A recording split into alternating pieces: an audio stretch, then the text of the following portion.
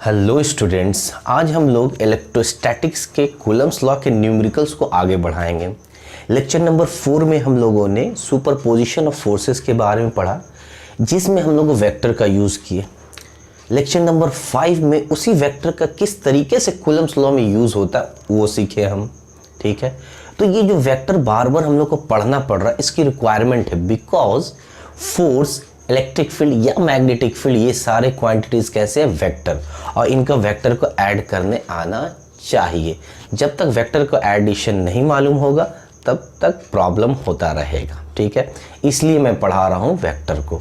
और मुझे ये लगता है कि अगर कोई न्यूमेरिकल्स में किसी चीज़ का बेस लाइक कर रहा है तो मैं इसको क्लियर कर लूँ। ठीक है, उसी को हम आगे बढ़ा रहे हैं।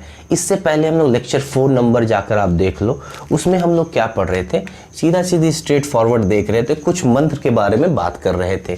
उसमें बात कर रहे थे कि दो फोर्सेस अगर है सेम डायरेक्शन में और एक इसके अपोजिट डायरेक्शन में है तो मोर देन 2 फोर्सेस को ऐड करना सीखे। 2 फोर्सेस को ऐड करना सीखे, फिर मोर देन 2 फोर्सेस को ऐड करना सीखे। तो यहाँ पर कॉन्सेप्ट क्या होता था, ये 2f हो गया, इधर हो जाता था 3f, तो आंसर हो जाता था resultant a minus B. 180 degree देखते थे, 3f माइनस 2f देखते थे। ये हम लोग लेक्चर नंबर 4 में किए हैं। ठीक है, तो लेक्चर नंबर 4 को देख लो अच्छे से, वहाँ से क्लैरिटी आ जाएगी। लेक्चर नंबर 4 में हम लोगों ने बात किया था कि ऐड तो करना है, लेकिन उसमें क्या क्या देखना है। 5 तरीके का मंत्र पढ़ाया, जिसमें पहला 3 मंत्र जो था 0 डिग्री, 180 डिग्री, 90 डिग्री पे। ठीक है, उसके बाद हम लोग मैग्नीट्यूड अगर सेम रहता है उसके लिए 2 मंत्र एक्स्ट्रा था, तो टोटल 5 मंत्र होता है। ठीक है, और एक मेन मंत्र मतलब मेन फार्मूला जो है रिजल्टेंट का a² plus b² plus 2ab cos theta का अंडर रूट। ठीक है, अब क्या है कि नेक्स्ट जो हम पढ़ाने जा रहे हैं वो पढ़ाने जा रहे हैं कॉम्पोनेंट मेथड ऑफ एडिशन। ठीक है, क्यों पढ़ाने जा रहे हैं उसको मैं एक एग्जांपल देता, उससे फील होगा कि ये क्यों रिक्वायरमेंट हुआ इसका। सपोज आपके पास कुछ इस तरीके का सिचुएशन आ जाए कि एक फोर्स एक्ट कर रहा है कितने एंगल पे, 37 डिग्री पे, जिसका वैल्यू सपोज 5 यूनिट है। दूसरा एक फोर्स है जिसका वैल्यू 3 यूनिट है, और एक और फोर्स है सपोज F3 है जिसका यूनिट 2 यूनिट है, और एक और फोर्स ले लेता हूँ F4 जिसका वैल्यू यहाँ पे एंगल दिया 30 डिग्री, और ये है 1 यूनिट है। ठीक है, चलो सर ले लिया इस तरह। अब इस तरीके का सिचुएशन अगर आ गया तो यहाँ पर हम लोग जो पहले सिंपल मेथड देखे, जो मंत्र वाला कॉन्सेप्ट देखे, वो यहाँ पे नहीं लग पाएगा। कैसे नहीं लग पाएगा, क्योंकि उसमें देखते थे 0 डिग्री, 90 डिग्री, 180 डिग्री देखते थे, लेकिन यहाँ पर सिर्फ ये दोनों पकड़ा रहा 90 डिग्री। ठीक है, उसके बाद फिर प्रॉब्लम होगा, देखो 37 डिग्री, फिर एंगल नहीं मिल रहा। तो ऐसे क्वेश्चन को डील करने के लिए वो जो मेन फार्मूला वहाँ से डील नहीं कर पाएंगे, तो इसी को ऐड करने का एक जो तरीका है, अभी पूछे कि ऐड करो, find the net force, find the resultant force, तो उस टाइम पर आप फंस जाओगे जब तक आपको कंपोनेंट मेथड मालूम नहीं रहेगा। तो इसी को ऐड करने का तरीका क्या हम लोग पढ़ने जा रहे हैं, component method, clear, of addition, किसका, ऑफ वेक्टर्स, कोई भी वेक्टर्स हो सकता है।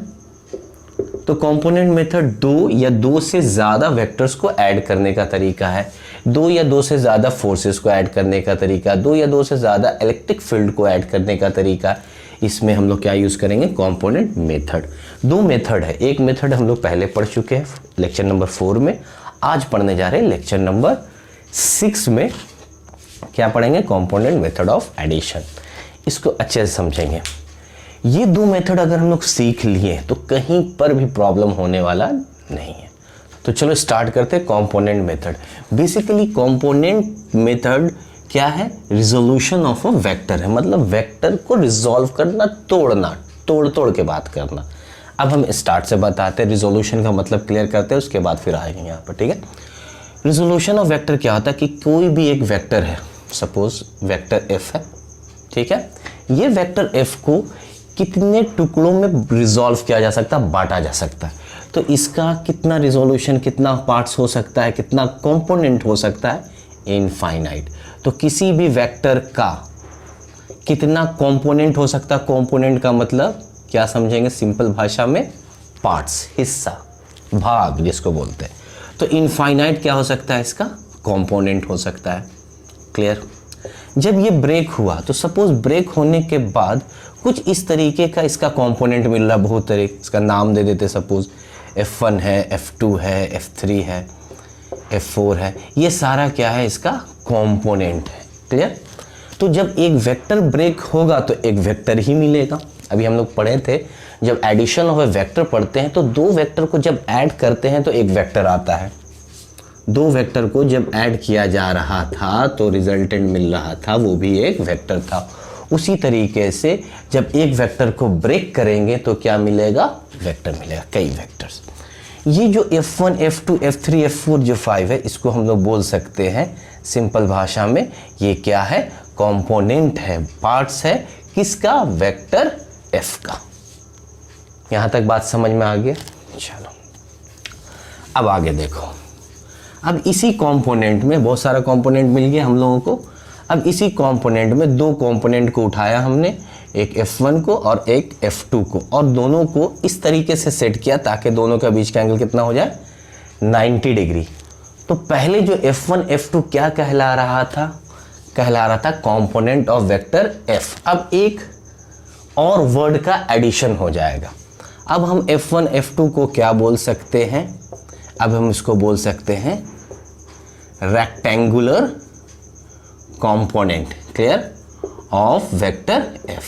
ये जो वर्ड एंटर हुआ अलग से, तो ये रेक्टेंगुलर का मतलब होता है 90 डिग्री। मतलब जो कंपोनेंट है उनके बीच का एंगल कितना है? 90 डिग्री। तो उसका नाम क्या होगा? Rectangular component. कोई दिक्कत नहीं यहाँ तक? चलो, बड़ी अच्छी बात है कि वेक्टर को हम लोग क्या किए? ब्रेक कर दिया। ठीक, अब आते हैं, फोकस करते हैं इसके प्रोसेस पे। पहले हम लोग सिमिलर है जैसे पहले हम लोग जानते थे। यहाँ पर देखो बोलने का तरीका अलग अलग है। हम बोल सकते हैं कि A और B को जब हम लोगों ने ऐड किया तो क्या मिला? रिजल्टेंट मिला। मीन्स A प्लस B को ऐड करने के बाद जो रिजल्टेंट आया वो R आया। ठीक है, इसी को हम दूसरे अंदाज में बोल सकते हैं, दूसरे तरीके से, कि R को जब हमने ब्रेक किया, यहाँ पर क्या किया? ऐड किया, किसको? A एंड B, तब क्या मिला?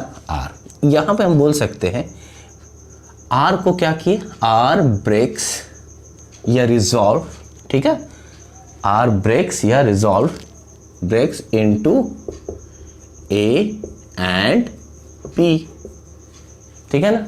तो हम इसको लिख सकते हैं R is equal to A plus B।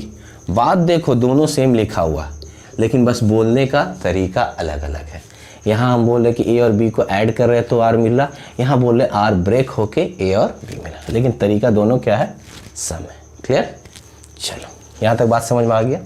ये हम सिर्फ सिखाएं कि ब्रेक करना किसको बोलते हैं और ऐड करना किसको बोलते हैं, दोनों बात बराबर है। चलो अब आते हैं एक एक पॉइंट पे, देखते जाना अच्छे से, ठीक है।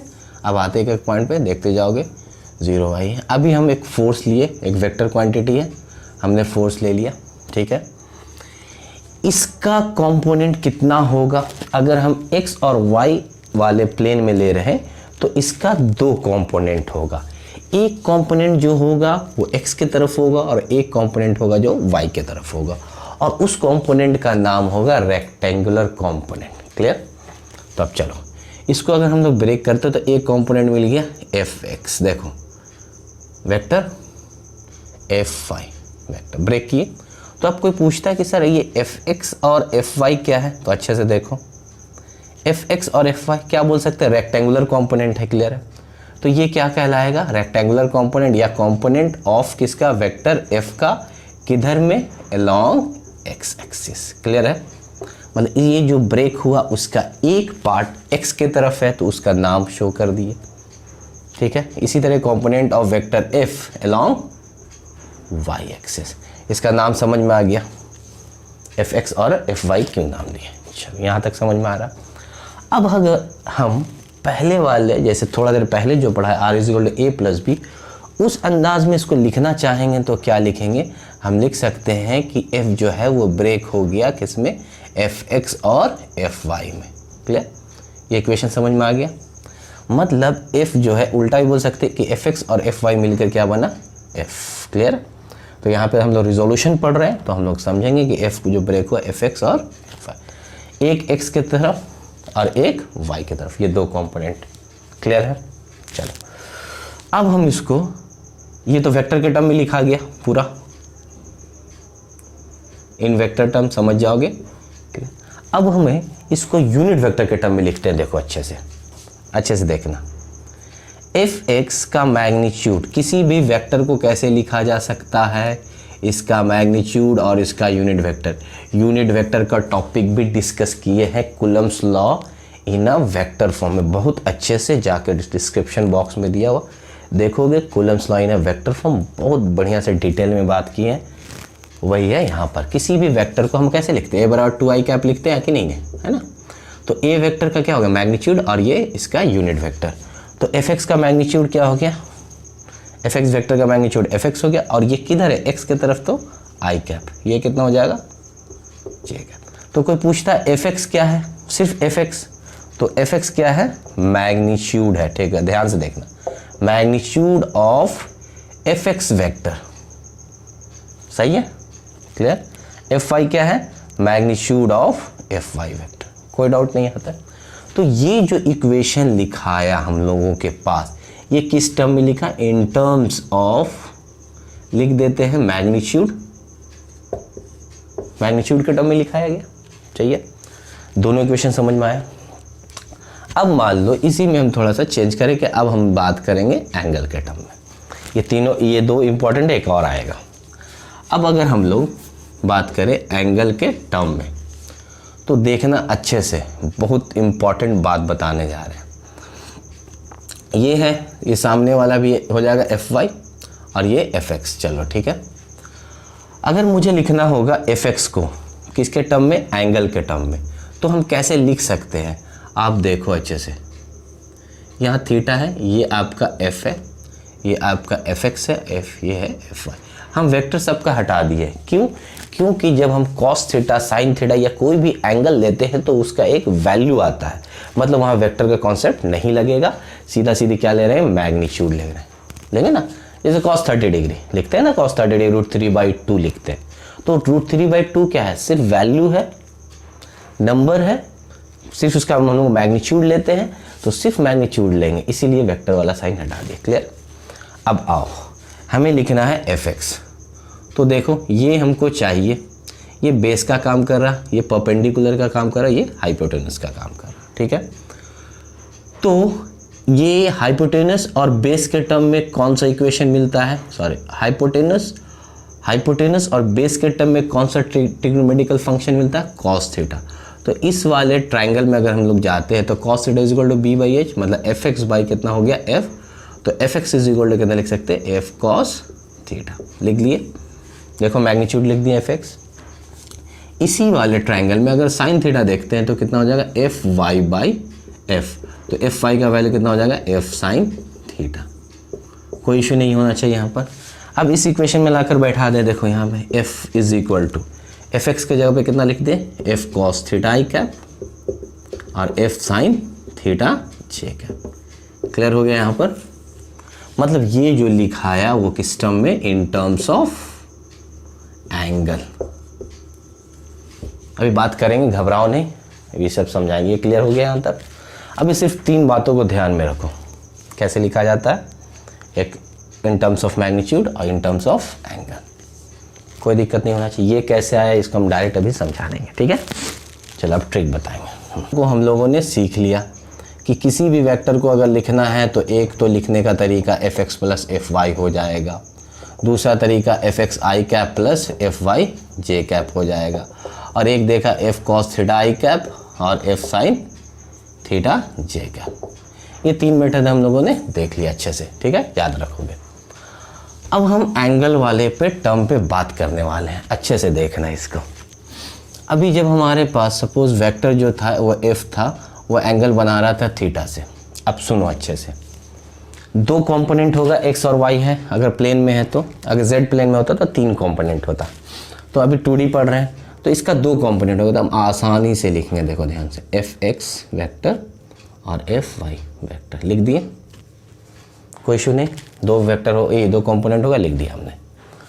अब सुनो ध्यान से, ये जो वेक्टर है जिस एक्सिस के साथ एंगल बनाएगा, अच्छे से, जो वेक्टर जिस एक्सिस के साथ एंगल बनाएगा, तो किसके साथ एंगल बना रहा है? एक्स एक्सिस के साथ, तो वो कॉस वाला होगा। कहने का मतलब है ये वेक्टर एफ एक्स के साथ बना रहा है, तो हम लिख सकते हैं आसानी से एफ कॉस थीटा। क्या बोले? जिसके साथ एंगल बनाएगा, ये एंगल बना रहा है किसके साथ? एक्स के साथ, तो एक्स वाला क्या होगा? कॉस, तो एफ कॉस थीटा। ये तो मैग्नीट्यूड हो गया, लेकिन यहाँ वेक्टर है किधर? एक्स की तरफ, तो आई कैप डाल दिया। दूसरा वाला आग बंद करके लिख देना, इसमें ज़्यादा दिमाग ही नहीं लगाना, ठीक है। फिर से देखो, यही हम क्वेश्चन देते इस तरीके से, एफ थीटा दे दिया, ये एक्स है वाई है, दो कंपोनेंट ब्रेक होगा, एफ एक्स और एफ वाई। अब सुनो ध्यान से, यहाँ पर हम क्या बोल रहे हैं कि जो वेक्टर जो है जिस एक्सिस के साथ एंगल बनाएगा वो कॉस वाला होगा। तो अभी किस एक्सिस के साथ बना रहा? वाई के साथ। सिंपल, एफ कॉस थीटा कितना हो जाएगा? जे का, कोई दिक्कत नहीं। दूसरा वाला एफ साइन थीटा आई का। क्लियर हुआ? सिंपल, वेक्टर जिस एक्सिस के साथ एंगल बनाता है वो कॉस वाला होगा। क्लियर? बाकी साइन वाला। ये और क्या बताएं, एकदम आसान तरीके से सीख गए, तो ठीक है। ये वेक्टर दे रहे हैं तो यहाँ पे ये होगा, ठीक है। अभी और कुछ नंबर्स को हम लोग देखते हैं नंबर के साथ, ठीक है। चलो अब थोड़ा सा क्वेश्चन को देखते हैं हम लोग। एक सवाल, हाँ एक सवाल जो है बहुत इंपॉर्टेंट है कि सर ये एंगल कब बनाएगा। तो कभी भी देखो ध्यान से, तुम सीधा सीधी ठेठ भाषा में बात कर रहे, एफ बराबर 10 न्यूटन दिया हुआ, ये एंगल बना रहा थीटा एक्स और वाई। तो ये जब कभी भी वेक्टर एक्स और वाई के बीच में होगा, कुछ एंगल बना रहा होगा, तो इसका दो कंपोनेंट होगा। कितना? दो कंपोनेंट, एफ एक्स हो जाएगा और एक एफ वाई हो जाएगा। क्लियर? जिसके साथ एंगल बनाएगा वो कॉस वाला, मतलब 10 दिया हुआ, कॉस थीटा आई कैप। दूसरा 10 साइन थीटा जे कैप, जब भी बीच में होगा, ठीक है। चलो अब हम बात करते हैं, थोड़ा सा लेते हैं अलग से। यही F is equal to 10 newton है और यहाँ दे दिया गया 30 डिग्री, ठीक है। अब बताओ इसका कितना कंपोनेंट पहले देखेंगे। अच्छा ये तो बीच में है ना, एंगल बना रहा है ना, तो एंगल बनाएंगे तो इसका कितना कंपोनेंट होगा? दो कंपोनेंट होगा। चलो कौन सा होगा? एक एफ एक्स होगा, एक एफ वाई होगा। अब देखो तरीके से लिखेंगे, जिसके साथ एंगल बना रहा है, एक्स के साथ बना रहा है एंगल, तो हम लोग लिखेंगे कॉस वाला ये होगा, तो एफ दे दिया, फिर हम लोग लिख दिया कॉस 30 डिग्री। अब ध्यान देना है कि ये किधर है? निगेटिव एक्स एक्सिस की तरफ है ना, और ये किधर है? निगेटिव वाई एक्सिस की तरफ। तो निगेटिव एक्सिस की तरफ माइनस आई कैप दे सकते हैं हम लोग। चलो इसका कितना हो जाएगा? 10 cos 30 का वैल्यू √3/2 माइनस आई कैप, कितना हो गया? -5√3 आई कैप। क्लियर? दूसरा बताओ, तुरंत लिखना है साइन थीटा। अब देखो ये किधर जा रहा है? निगेटिव की तरफ, माइनस। और ये जो माइनस प्लस कर रहे हैं ना, एकदम ईजी है। कैसे? जैसे हम लोग कोऑर्डिनेट में पढ़ते थे, दोनों एक्स और वाई दोनों पॉजिटिव, यहाँ पर क्या एक्स नेगेटिव पॉजिटिव, यहाँ पे दोनों नेगेटिव, यहाँ पर पॉजिटिव और नेगेटिव, ये करते हैं ना, वही फॉर्मेट डाल रहे हैं। तो इसमें क्या होगा? दोनों नेगेटिव होगा, देखो। क्लियर? तो ये कितना आ जाएगा आपका? 10 × 1/2 माइनस जे कैप, चलो -5 जे कैप। क्लियर हुआ? अब इस वेक्टर को लिख कैसे सकते हैं? तो एकदम तरीके से देखो, पुराना वाला F X plus F Y लिखते थे, लिख दिया हमने। अब एफ एक्स के जगह पे कितना लिख दिए? -5√3 आई कैप, और यहाँ हो गया -5 जे कैप। ये हो गया पूरा vector proper with magnitude as well as direction. ये हुआ पूरा प्रॉपर वेक्टर। क्लियर हुआ? तो ये एक अच्छा तरीका है। चलो ठीक है। अब थोड़ा हम अलग से मिक्सअप करते हैं क्वेश्चन को। सपोज अभी एक वेक्टर होता, वो इस साइड में इस तरीके से होता ए वेक्टर, ठीक है, 2 यूनिट दिया होता, बी वेक्टर यहाँ पर 3 यूनिट दिया होता। अब सुनो ध्यान से, अब अगर हम बोलते ए वेक्टर और बी वेक्टर दोनों का कंपोनेंट लिखिए, तो देखो एक हम बेसिक समझा देते फिर डायरेक्ट समझाते हैं। इसका सिर्फ एक ही कंपोनेंट होगा, जो वेक्टर जिस वेक्टर पे लाइक कर, अगर इस लाइन हॉरिजॉन्टल पे वर्टिकल लाइन पर अगर लाइक करता है, एंगल नहीं बना रहा कुछ यहाँ पर, ठीक है, ये एंगल बनाता है इसके साथ 0 डिग्री, लेकिन वो उतना दिमाग नहीं लगाना। यहाँ पे सिंपल सा भाषा में समझना, अगर ये x की तरफ है तो सिर्फ इसका x कंपोनेंट होगा, बस लिख देंगे, ठीक है। x कंपोनेंट कितना होगा, जितना वैल्यू दिया हुआ है 2, और किधर है i कैप। कोई पूछेगा y कंपोनेंट 0, खत्म। जो वेक्टर अगर x पे लाइक कर रहा तो सिर्फ इसका x, y 0। अब पूरा लिखना होगा तो क्या लिखेंगे, 2i cap plus 0j cap, है ना। तो इतना को नहीं लिखना है डायरेक्ट, अब आपको समझना है। अच्छा ये इधर है x की तरफ है ना, तो a वेक्टर 2i कैप, देखो डायरेक्ट, इतना तोड़ तोड़ के नहीं लिखना सिखा रहे, ठीक है। तो जिधर वेक्टर होगा, अब देखो b वेक्टर है, किस साइड में है, निगेटिव साइड में, तो 3 लिख दिया, और ये कितना है -j कैप हो गया। इसका कैसा कंपोनेंट होगा, सिर्फ y कंपोनेंट होगा, x कंपोनेंट 0 होगा। तो जो वेक्टर अगर हॉरिजॉन्टल पे या वर्टिकल पे लाइक करता है तो सिर्फ उसका वही कंपोनेंट होता है, दूसरा वाला 0 हो जाता है। x की तरफ है तो सिर्फ इसका x, y वाला 0, इसका y की तरफ तो सिर्फ y कंपोनेंट। लेकिन पूरा वेक्टर को लिखना है तो डायरेक्ट लिख सकते हैं, ठीक है। अब एक क्वेश्चन दिए, ये अच्छा एग्जाम्पल होगा, देखो अच्छे से। सपोज हम अभी एक वेक्टर ले लिए, सपोज f1 इधर ले लिए 30 डिग्री, ये है 2 यूनिट का, और एक ले लिए वेक्टर यहाँ पर f2 जो कि यहाँ पे 45 डिग्री बना रहा, ये 3 यूनिट ले लिए। एक वेक्टर हम लोगों ने इधर ले लिया f3, ये 4 यूनिट है, और एक ले लिया नीचे f4 जिसका 2 यूनिट है, ठीक है। अब हमें बोला जा रहा है, अब यहाँ से ये इस तरीके का क्वेश्चन रहेगा, अब हमें बोला जा रहा है कि सबको ऐड कीजिए, तो ठीक है ना, रिजल्टेंट निकालना है ना, तो सबको ऐड करना है, f1 plus f2 plus f3 plus f4, यही करना है काम। तो सबसे पहले क्या करेंगे, आराम से काम करेंगे, एक एक वेक्टर को लेकर उसका कंपोनेंट को ब्रेक करेंगे, ठीक है। क्वेश्चन आ गया, यहाँ लिख देते हैं f4 2 यूनिट। चलो अब एक एक काम करते हैं, पहले f1 का करते हैं। तो f1 क्या है, देखो तोड़ के बता रहे एकदम, फिर हम डायरेक्ट समझाएंगे। पहले देख लो, f1 is equal to 2 unit, कितना एंगल बन रहा है 30 डिग्री। अब बोलो f1 x होगा, f1 y होगा, देखो 1 का x की तरफ y की तरफ, किसके साथ एंगल बन रहा है, y के साथ, तो cos वाला कौन सा होगा, तो f1 cos कितना हो जाएगा 30 डिग्री, किस साइड में, नेगेटिव -j।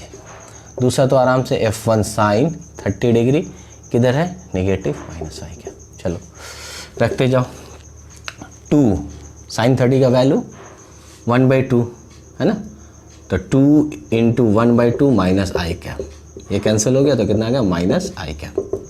दूसरे वाले का 2 × cos 30 √3/2 -j कैप, कितना आ गया -√3j कैप। क्लियर। पूरा f को कितना लिखा जा सकता है, -i कैप, सॉरी f1 को लिखा जा सकता है -i कैप और -√3j कैप, दोनों को लिख लिया एक साथ, हो गया एक का।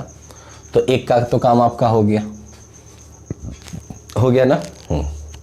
चलो यहाँ पे लिख देते, फिर ये हटाएंगे इसको, -i कैप -√3j कैप, एक का काम हो गया आपका, कोई दिक्कत नहीं।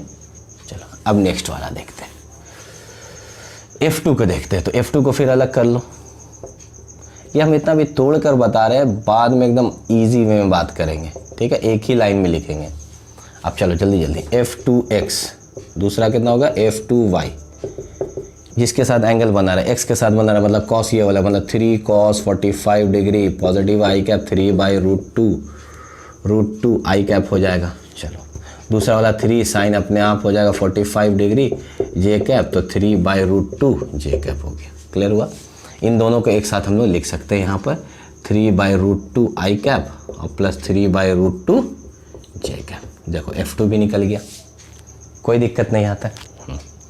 समझ में आया? जिसके साथ एंगल बन रहा है F2 का वैल्यू 3x के साथ बना रहा है तो वो कॉस वाला, दूसरा वाला साइन। चलो खत्म। F3 का बोलो। F3 देखो तो डायरेक्ट लिख सकते हैं क्योंकि सिर्फ x एक्सिस के तरफ है, तो F3 का वैल्यू को हम लोग डायरेक्ट लिख सकते हैं कितना 4, और ये किधर है नेगेटिव, हो गया। F4 को लिखा जा सकता है कितना 2, और है ये किधर नेगेटिव। सही है, यहाँ भी लिख सकते हैं। चलो यहाँ डायरेक्ट लिख सकते हैं हम लोग, कितना हो जाएगा 4 आई कैप, F3 लिख दिया, और यहाँ हो गया 2 जे कैप। कोई दिक्कत नहीं। अब सुनो ध्यान से, सब एक जगह लिख दिए, आई वाला को सब एक जगह सेट करेंगे। इसको अब बनाने का तरीका देखो। आई कहाँ दिख रहा? ये पोर्शन में, यहाँ भी दिख रहा और यहाँ भी दिख रहा। तो माइनस आई कैप प्लस 3/√2 आई कैप और -4 आई कैप एक साथ है अभी। चलो जे वाला -√3 जे कैप प्लस 3/√2 जे कैप और -2 जे कैप। ठीक है, चलो ऐसे हटा देते हैं पहले। इतना क्लियर है? अब यहाँ से आई कॉमन लो, तो आई जब कॉमन लेंगे तो -1 प्लस 3/√2 -4 हो गया। यहाँ पर अगर हम लोग j कॉमन लेते हैं तो √3, और यहाँ देखो -3/√2 और यहाँ हो जाएगा 2, हो जाएगा। ये आ गया आपका पूरा आंसर। क्लियर है? अब कोई पूछता है कि नहीं अब हमको मैग्नीट्यूड बताइए, ये तो पूरा मैग्नीट्यूड और डायरेक्शन के साथ आ गया। अब कोई बोलता है कि मैग्नीट्यूड बताइए, तो एकदम अच्छे से याद रखोगे, कभी भी आई और जे है, सम है या डिफरेंस है, तो इसका क्या रूट होता है? दोनों जो है वो वेक्टर के बीच के एंगल 90 डिग्री हो गया। देखो आई और जे, तो a² प्लस b², मतलब इसका कोफिशिएंट का स्क्वायर प्लस ये दोनों का स्क्वायर हो जाएगा। क्लियर है? ये कब निकालने के लिए? जब अलग से बोलता है कि आप मैग्नीट्यूड निकालिए। ठीक है, कोई दिक्कत नहीं। अलग से बोलेगा नहीं अब हमको मैग्नीट्यूड निकाल कर बताइए, तब ये कहानी होगा। कोई पूछेगा डायरेक्शन, एकदम 90 डिग्री वाला b/a वाला फॉर्मूला। तो ये प्रोसेस है। ठीक है, कोई दिक्कत नहीं। चलो यही इसी क्वेश्चन को करने के लिए हम लोग इतना काम कर रहे थे। अब जो पहला क्वेश्चन था उसको हम लोग कर सकते हैं। हटाएं इसको। चलो देखो ध्यान से। अभी सपोज कुछ इस तरीके का दिया हुआ है, एक ले लिया, मान लो F1 = 5 यूनिट, कितना बना रहा था 37 डिग्री, और चलो F2 = ले लिया 3 यूनिट, और F3 = ले लिया 2 यूनिट। क्लियर? चलो इतना तीनों को बनाते हैं, एक लाइन में बनेगा। देखो ध्यान से, टोटल फोर्स निकालना है, रिजल्टेंट निकालना है। अभी बताओ, आराम से निकाल सकते हैं। 5 cos 37 degree I cap, x के साथ एंगल बना रहा, दूसरा वाला 5 sin 37 डिग्री जे कैप, कोई दिक्कत नहीं। F2 वाला डायरेक्ट लिख सकते हैं 3 आई कैप, ये ऊपर है, क्या लिख सकते हैं 2 जे कैप। एक लाइन में लिखाया। ठीक है, चलो 5 cos 37 का वैल्यू हो जाएगा 4/5 आई कैप प्लस 5, इसका वैल्यू हो जाएगा 3/5 जे कैप, 3 आई कैप प्लस 2 जे कैप। बहुत अच्छा, 5 से 5 कैंसिल हो गया, तो 4 आई कैप प्लस 3 जे कैप प्लस 3 आई कैप प्लस 2 जे कैप। अब देखो ध्यान से, आई कैप 4 और 3 7 आई कैप हो गया, और इधर 3 और 2 5 जे कैप हो गया। ये हमारा आंसर आ गया। अब कोई पूछता तुमसे कि इसका मैग्नीट्यूड बताइए, आराम से करते, √7 का स्क्वायर प्लस 5 का स्क्वायर। कोई पूछता डायरेक्शन बताइए अलग अलग से, तो 5/7 हो जाता।